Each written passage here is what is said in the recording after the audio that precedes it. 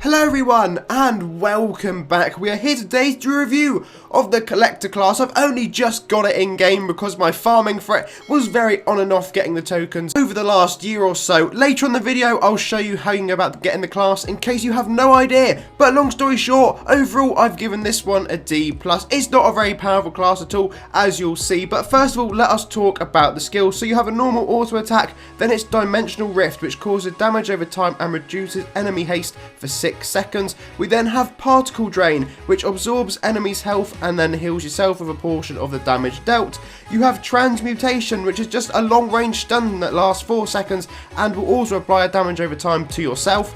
Artificial Environment, higher DPS attack, applies a damage over time and reduces enemies' DPS. And you do actually have a rank 10 passive on this that has a chance to regain all of your mana. But let's begin with talking about farming. It achieves a rank D because it is not a farming class. Only 2 of the abilities are ranged, and of those 2, only one of them is actually going to whack any damage into your enemies. The DPS is really low, so trying to farm with this is near on impossible and a total waste of time.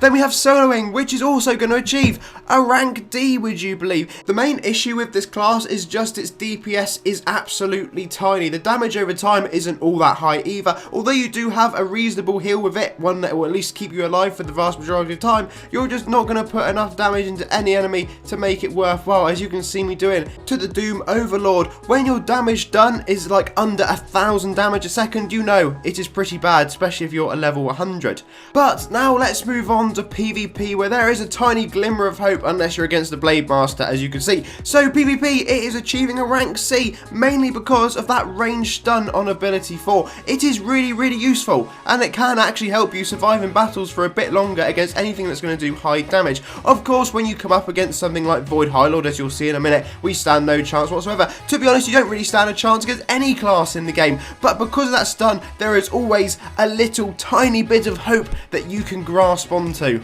To be quite honest with you, this class probably could have also gone in the D section for PvP. The class is just so outdated. You're most likely going to run out of mana even with that rank 10 passive. I'm actually using Mana Vamp to try and get through some PvP battles so you can at least see it to the end of them, and we do get pretty low throughout. But that's the thing with older classes, they always have high mana consumption on essentially all of your class skills. Also, if you come up against a class that's going to start dodging you, you might as well just give up and press the rest button. But for those of you out there who like a challenge and want to put on some wacky enhancements onto the Collector class, maybe with some of the damage over time you could do, you might get it up to a reasonable level, and with a stun, like I said, there might be some hope for this class somewhere, but you're really going to have to try and pack it with one heck of a punch. If you would like another class to go into your bank, you can join the collection map, and as you can see in the merge shop right at the top, you can merge for the Collector class. It is AC tagged, so that is very nice and free player. You have these daily quests to do. I think only 2 of them are free player and 1 of them is member, to try and speed it along, or vice versa, the other way around. Now, however, it is time to summarise. Overall, we gave it a D+. Soloing was a D. PvP, I gave it an incredibly generous C rank just for potential that's in there. And then farming, we gave it the rank D. When I say there's potential in the class, I mean you're probably going to enter into Stun City and do something absolutely bonkers with it in a PvP match. Anyway, folks, thank you all very much for watching. Please do leave a like and, of course, subscribe, and I'll see you again.